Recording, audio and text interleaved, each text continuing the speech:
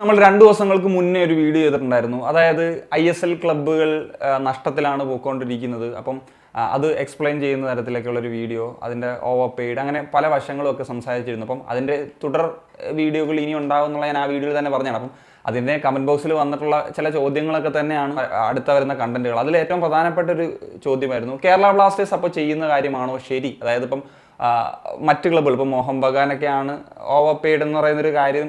അതിനെപ്പറ്റിയൊക്കെ ഞാൻ പറഞ്ഞ സമയത്ത് കമൻറ്റ് ബോക്സിൽ പലരും പറഞ്ഞത് ആ ഒരു ട്രെൻഡ് കൊണ്ടുവന്നത്. ഞാൻ അങ്ങനെ പ്രത്യേകിച്ച് ഒരു ക്ലബിനെ പറ്റി ഒന്നും പറഞ്ഞിട്ടുണ്ടായിരുന്നില്ല. അപ്പം KBFC ഇപ്പം യങ്സ്റ്റേഴ്സിനെയൊക്കെ കൂടുതൽ ഇപ്പോൾ റിസർവ് സൈഡിൽ നിന്നാണെങ്കിലും അല്ലെങ്കിൽ അക്കാഡമി സൈഡിൽ നിന്നൊക്കെ ആണെങ്കിലും പ്രൊമോട്ട് ചെയ്യപ്പെടുന്നത്. ഇപ്പം സച്ചിൻ സുരേഷ് ആണെങ്കിലും വിപിൻ മോഹൻ ആണെങ്കിലും അസർ, ഐമൻ, നിഹാൽ, ഇങ്ങനെ തുടങ്ങിയ താരങ്ങൾ. അപ്പം അതിൽ വിപിനെ ഒഴിച്ചു കഴിഞ്ഞാൽ ബാക്കി 4 താരങ്ങളും ഈ സീസണിലാണ് ISL സ്റ്റാർട്ടിംഗ് 11-ലേക്കൊക്കെ എത്തിപ്പെടുന്നത്. സോ അപ്പോൾ പലരും ചോദിച്ചത് മോഹൻ ബഗാൻ അല്ലെങ്കിൽ മുംബൈ സിറ്റി FC ഇവരൊക്കെ കൂടുതൽ പണം കൊടുത്ത് പ്ലേയേഴ്സിനെ കൊണ്ടുവരുന്നൊരു സാഹചര്യത്തിൽ KBFC ആ ഒരു തരത്തിൽ പ്രൊമോട്ട് ചെയ്യപ്പെടുന്നില്ല, അത് നല്ല കാര്യമല്ലേ എന്നുള്ളത്. ഉറപ്പായിട്ടും നല്ല കാര്യമാണ്. പക്ഷേ അതിന് മുമ്പ് എനിക്ക് ചില കാര്യങ്ങൾ പറയാനുണ്ട്. അപ്പം മോഹൻ ബഗാൻ താരങ്ങളെയൊക്കെ പണം നൽകിയിരുന്നു. അപ്പം ഇത്രയും ഓവർ പേ ചെയ്യുന്നതിനെ പറ്റി എനിക്ക് എതിരഭിപ്രായങ്ങളുണ്ട്. പക്ഷേ മോഹൻ ബഗാൻ എന്ന് പറയുന്നൊരു ക്ലബ്ബ് എന്ന് പറയുന്നൊരു സ്ഥാനത്തേക്ക് വരുമ്പം അവരും ഈ പറഞ്ഞ പോലെ യങ്സ്റ്റേഴ്സിനെ പ്രൊമോട്ട് ചെയ്യുന്നില്ല എന്ന് പറയാൻ പറ്റില്ല. കാരണം കിയാൻ നസീരി, അതുപോലെ ദീപേന്ദു വിശ്വാസ്, സുഹേൽ ഭട്ട്, അഭിഷേക് സൂര്യവംശി, ഇങ്ങനെ തുടങ്ങിയ താരങ്ങളൊക്കെ ഈ സീസണിൽ യങ്സ്റ്റേഴ്സ് എന്ന നിലയിൽ ഓപ്പർച്യൂണിറ്റി അല്ലെങ്കിൽ അവരുടെ റിസർവ് സൈഡിൽ നിന്നോ അല്ലെങ്കിൽ അക്കാഡമിക് സൈഡിൽ നിന്നോ ഒക്കെ വന്നിട്ടുള്ള താരങ്ങളാണ് എന്നുള്ളത് നമുക്ക് മനസ്സിലാക്കാൻ സാധിക്കും. അതുപോലെ തന്നെ ഇപ്പോൾ കിയാൻ നസീരി ആണെങ്കിലും ദീപേന്ദു വിശ്വാസൊക്കെ ആണെങ്കിലും ഒക്കെ ശരി, ഇവർ ഈ സീസണിൽ അത്യാവശ്യം ഗെയിം ടൈം കിട്ടിയിട്ടുള്ള താരങ്ങളാണ്. അതായത് ഇത്രയും സ്റ്റാർ പ്ലേയേഴ്സ് ഉള്ളൊരു ക്ലബ്ബിൽ അത്യാവശ്യം ഗെയിം ടൈം കിട്ടുന്ന താരങ്ങളാണ് എന്ന് പറയുന്നത് ഒരു വലിയ കാര്യം തന്നെയാണ്. ഇപ്പം ബംഗളൂരു FC ആണ് മറ്റൊരു ക്ലബ്ബ് എന്ന നിലയിൽ ഇന്ത്യൻ താരങ്ങളേക്ക് എത്തിക്കുന്ന കാര്യത്തിൽ പറയാനുള്ളത്. അപ്പോൾ അവരുടെ ഒരു ക്ലബ് സൈഡ് തന്നെ നോക്കിക്കഴിഞ്ഞാലും നിരവധി താരങ്ങൾ, ഇപ്പം മൊയ്നീർ മുല്ല ആണെങ്കിലും ഷിവാൾഡോ ആണെങ്കിലും ശിവശക്തി ആണെങ്കിലും ഹർഷ് പാത്ര ആണെങ്കിലും റോഷൻ സിംഗ് ഒക്കെ ആണെങ്കിലും ഒക്കെ അവരുടെ അക്കാഡമിക് ലെവലിൽ നിന്നൊക്കെ ഉയർന്നു വന്നിട്ടുള്ള താരങ്ങളാണ്. സോ അങ്ങനെ ഏതൊരു ക്ലബ്ബിൽ നോക്കിക്കഴിഞ്ഞാൽ ഇങ്ങനെ യങ്സ്റ്റേഴ്സിനെ പ്രൊമോട്ട് ചെയ്യുന്ന കാര്യങ്ങൾ നടക്കുന്നുണ്ട്. ബ്ലാസ്റ്റേഴ്സിൽ അതിൽ കുറച്ചും കൂടി കൂടുതൽ നടക്കുന്നുണ്ട് എന്നുള്ളത് ഒരു സത്യാവസ്ഥ തന്നെയാണ്. അത് ഒരിക്കലും തള്ളിക്കളയാനായിട്ട് സാധിക്കില്ല. കൂടുതൽ അണ്ടർ 21 പ്ലേയേഴ്സിനൊക്കെ ഗെയിം ടൈം കിട്ടിയത് ബ്ലാസ്റ്റേഴ്സിൽ തന്നെയാണ്. അതൊരു പോസിറ്റീവായിട്ടുള്ള കാര്യം തന്നെയായിട്ടാണ് ഞാൻ കാണുന്നത്. പ്രത്യേകിച്ച് അതിൽ മലയാളി താരങ്ങളാണ്. അപ്പം കേരളത്തിലെ പ്ലേയേഴ്സിന് അല്ലെങ്കിൽ ബ്ലാസ്റ്റേഴ്സ് ഫാൻ ഒക്കെ ആയിട്ട് നിൽക്കുന്ന ഇപ്പോൾ ഒരു കുട്ടിക്കൊക്കെ ഒരു വലിയൊരു ഉത്തേജനം തന്നെയായിരിക്കും ഈ ഒരു കാര്യം എന്നുള്ളത്. പക്ഷേ നമുക്കിപ്പോൾ ചില കാര്യങ്ങൾ, ചില പോസിറ്റീവ് കാര്യങ്ങളുണ്ട് എന്നുള്ളത്, നമുക്ക് ആ പോസിറ്റീവിനെ മാത്രം മുന്നിൽ നിർത്തിയിട്ട് ബാക്കിലുള്ള ചില നെഗറ്റീവ് സൈഡ്സ് ഉണ്ടല്ലോ, അപ്പം അതിനെ നമുക്ക് മറച്ചു വെക്കാൻ കഴിയില്ലല്ലോ. അപ്പം ആ ഒരു കാര്യം കൂടി ബ്ലാസ്റ്റേഴ്സിൻ്റെ കാര്യത്തിലുണ്ട്. അതായത് ബ്ലാസ്റ്റേഴ്സ് ഇനിയും ചെയ്യേണ്ട ചില കാര്യങ്ങളുണ്ട് എന്നുള്ളത് ഞാൻ ഉറച്ചു വിശ്വസിക്കുന്നുണ്ട്. അതായത് ഇപ്പം ചില പൊസിഷൻസിൽ ബ്ലാസ്റ്റേഴ്സ് നമുക്ക് ആവശ്യമായിരിക്കും പ്ലെയറിനെ വേണമെന്നുള്ളത്, പക്ഷേ അവിടെ പ്ലെയേഴ്സിനെ സൈൻ ചെയ്യാത്ത സാഹചര്യങ്ങൾ പലപ്പോഴും ഉണ്ടാകാറുണ്ട്. അതിപ്പം ഞാൻ പറയാം, ഇപ്പം ലെഫ്റ്റ് ബാക്ക് നോക്കിക്കഴിഞ്ഞാൽ നവോച്ച സിംഗ് മാത്രമാണുള്ളത്. എയ്ബാൻ ദോഹ്ലിംഗ് ഇഞ്ചേർഡായി. എയ്ബാൻ ദോഹ്ലിംഗ് ഇഞ്ചേർഡ് ആകുന്ന സമയത്ത് നമുക്ക് അവിടെ ഒരു പ്ലെയർ വേണ്ടേ? ഈവൻ I ലീഗിൽ നിന്നാണെങ്കിൽ കൂടി അതൊന്നൊരു പ്രശ്നമുള്ള വിഷയമല്ല. ഇപ്പോൾ ISL നിന്ന് തന്നെ സൈൻ ചെയ്യണമെന്ന് പറയുന്നില്ല. ഒരു I ലീഗിൽ കളിക്കുന്ന ഒരു പ്ലെയറിനെ ആണെങ്കിൽ നമുക്ക് എത്തിക്കുക എന്നുള്ള ഒരു ആവശ്യകതയുണ്ട്. അപ്പം ചിലർക്ക് സംശയം ഉണ്ടാകും, നമ്മളിപ്പം അരിത്രാദാസിനെ ഉൾപ്പെടുത്തി, അരിത്രാദാസിനെ ടീമിൽ സ്ക്വാഡിൽ ജസ്റ്റ് ഉൾപ്പെടുത്തി എന്നുള്ളത് മാത്രമേ ഉള്ളൂ. ഇപ്പോഴും അദ്ദേഹം റിസർവ് ടീമിൻ്റെ ഭാഗമായിട്ടാണുള്ളത്.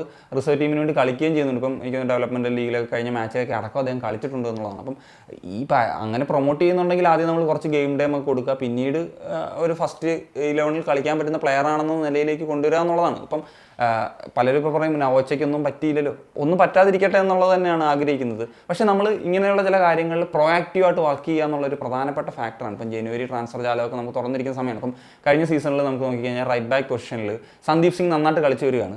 അത് ആദ്യം കബ്രയൊക്കെയായിരുന്നു അവിടെ കളിച്ചിരുന്നത്, പിന്നീടാണ് സന്ദീപ് വന്ന് നന്നായിട്ട് പെർഫോം ചെയ്തുകൊണ്ടിരിക്കുന്ന സമയമാണ്. അപ്പോൾ സന്ദീപിനെ നമുക്ക് മാറ്റാൻ പറ്റാത്തൊരു സാഹചര്യത്തിൽ പോകുന്ന സമയത്ത് നമ്മൾ തന്നെ ആ വീഡിയോസിലൊക്കെ പറഞ്ഞിട്ടുണ്ട്, നമുക്കൊരു റൈറ്റ് ബാക്കിൽ ഒരു പ്ലെയർ ഒരു I ലീഗിൽ നിന്നെങ്കിലും ഒരു ബാക്കപ്പ് ഓപ്ഷനായിട്ട് വേണം എന്നുള്ളത്. അതൊരു പ്രൊയാക്റ്റീവായിട്ട് നമ്മൾ ട്രാൻസ്ഫർ ജാലകത്തിൽ വർക്ക് ചെയ്യുന്നൊരു കാര്യമാണ്. പ്രത്യേകിച്ച് നമുക്കൊരു സ്പോർട്ടിംഗ് ഡയറക്ടറൊക്കെ ഉണ്ടല്ലോ, അപ്പോൾ നമുക്ക് ഉറപ്പായിട്ടും ഒരു പ്രൊയാക്റ്റീവ് വർക്ക് ചെയ്യേണ്ടേ.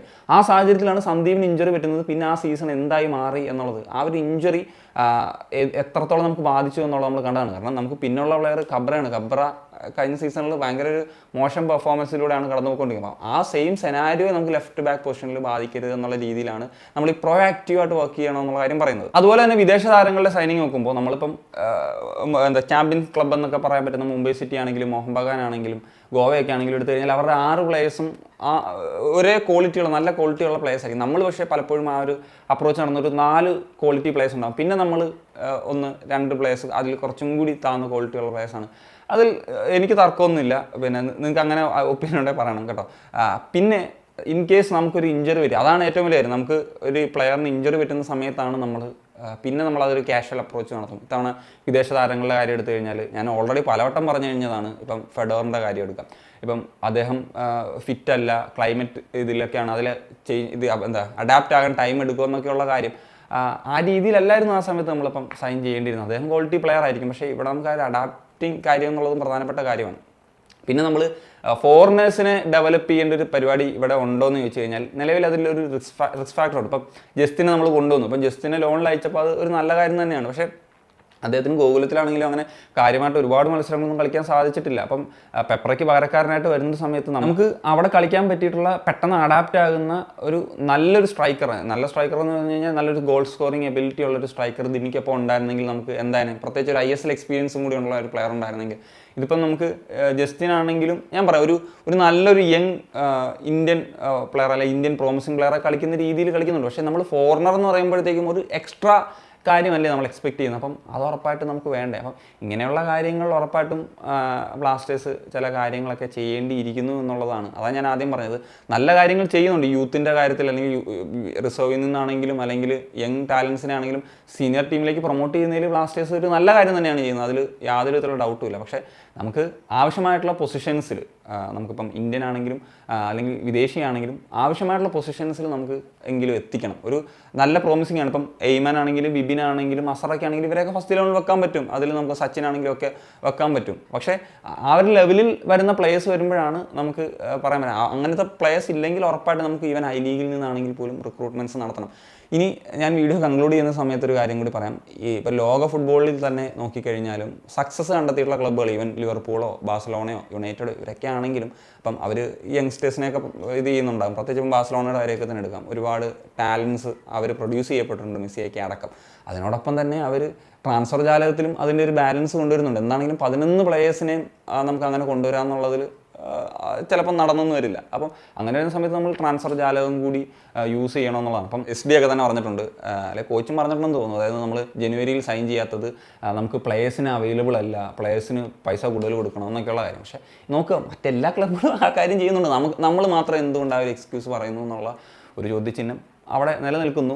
ഒരു കാര്യം മനസ്സിലാകുക, ഈ പറഞ്ഞതുപോലെ ഇപ്പം ഞാൻ പറഞ്ഞ ബാഴ്സലോണ, യുണൈറ്റഡ്, ലിവർപൂൾ ഇവരൊക്കെ സക്സസ്ഫുൾ ആയിട്ടുള്ള ചാമ്പ്യൻസ് ക്ലബ്ബ് തന്നെയാണ്. അവർ യൂത്തിലും അതുപോലെ തന്നെ ട്രാൻസ്ഫറിലും ഇതെല്ലാം ചെയ്തിട്ടുണ്ട്. അല്ലാണ്ട് ഇപ്പം ബ്രൂസിയ ഡോട്ട്മണ്ട് എന്ന് പറയുന്നൊരു ക്ലബിൻ്റെ കാര്യം എടുക്കാം. ജർമ്മനിയിലെ ഒരു ടോപ്പ് ക്ലബ്ബാണ് എന്നൊക്കെ നമുക്ക് വിശേഷിപ്പിക്കാമെങ്കിലും അവർ ചാമ്പ്യൻ ക്ലബ്ബാണെന്ന് നമുക്ക് പറയാൻ പറ്റുമോ?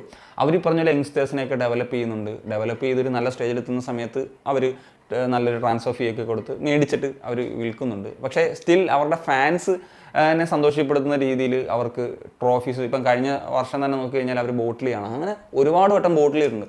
നമ്മുടെ KBCയുടെ കാര്യം എടുത്താലും നമ്മൾ ബോട്ടിൽ ചെയ്തിട്ടില്ല. അപ്പം നമ്മളങ്ങനെ ഒരു ചാമ്പ്യൻ ക്ലബ്ബ് എന്നുള്ള നിലയിലേക്ക് ആ ഒരു മെൻറ്റാലിറ്റിയിലേക്ക് വരിക എന്നുള്ളത് ആസ് എ KBC ഫാൻ എന്ന നിലയിൽ ആഗ്രഹിക്കുന്നുണ്ട്. അതുകൊണ്ടാണ്. അല്ലാണ്ട് ഒരു മിഡ് ടേബിൾ ക്ലബ്ബ് അല്ലെങ്കിൽ ഒരു ഫീഡിംഗ് ക്ലബ്ബ് മെൻറ്റാലിറ്റി ആണെങ്കിൽ ദിസ് ഈസ് ഫൈൻ.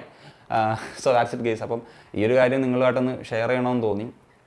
കാരണം ആസ് എ KBC ഫാൻ എന്ന നിലയിൽ നല്ല കാര്യങ്ങൾ ചെയ്യുന്നുണ്ട്. പക്ഷേ അതിൻ്റെ കൂടെ ഇങ്ങനെയുള്ള ഇപ്പുറത്തെ സൈഡിലും കൂടി ഒരു പോസിറ്റീവായിട്ടുള്ള കാര്യങ്ങൾ വരുമ്പോഴാണ് രണ്ടും കൂടി യോജിച്ചുകൊണ്ട് നമുക്ക് ബെറ്റർ റിസൾട്ട് ഉണ്ടാകുന്നത് എന്നുള്ളത്. അല്ലാണ്ട് മോഹൻ ബഗാൻ ചെയ്യുന്നത് പോലെ മുംബൈ സിറ്റി ചെയ്യുന്നത് പോലെ വലിയ ട്രാൻസ്ഫർ ഫീ കൊടുത്ത് ഓവർ പേ ചെയ്ത് ഇന്ത്യൻ പ്ലേയേഴ്സിനെ ഇങ്ങനെ എത്തിച്ചുകൊണ്ടിരിക്കുന്നതെന്നുള്ള ആഗ്രഹങ്ങളൊന്നുമില്ല. നമുക്ക് ഒരു പൊസിഷനിൽ നമുക്ക് കളിപ്പിക്കാൻ പറ്റിയിട്ടുള്ള നല്ല പ്ലേയേഴ്സാണ്. ഇപ്പോൾ ഇന്ത്യൻ പ്ലേയേഴ്സിൻ്റെ കാര്യമൊക്കെ എടുത്തു കഴിഞ്ഞാൽ ഞാൻ വിശ്വസിക്കുന്നത് ഇപ്പം ക്വാളിറ്റി വൈസ് നോക്കുകയാണെങ്കിൽ യങ്ങായിട്ട് വരുന്ന പ്ലേയേഴ്സിന് അവരുടെ ഒരു ടെക്നിക്കലി ഇതൊക്കെ ഒരു ബെറ്റർ ഇതായിട്ടുണ്ട്. അപ്പം അവർ ലെവലിലേക്ക് വരണം എന്നുള്ളതാണ് ഏറ്റവും പ്രധാനപ്പെട്ട കാര്യം. സോ അതിൽ വർക്ക് ചെയ്യുക എന്നുള്ളത് വളരെ ഇമ്പോർട്ടൻ്റ് ആയിട്ടുള്ളൊരു കാര്യമാണ്.